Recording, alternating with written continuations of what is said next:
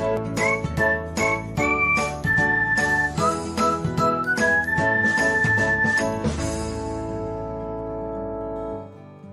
everyone, welcome back to another episode of Technologyglance.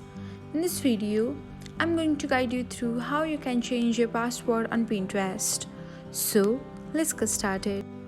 Watch till the end and don't forget to subscribe to Technologyglance by hitting the subscribe button and press the bell icon so that you'll never miss another update. Without further ado, let's get started. First of all, open the Pinterest tab on your device.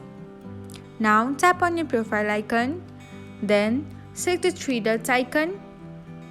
After that, tap on the settings, tap on the account management, and then select on the password section. Here, tap on your current password, the new password that you want to set,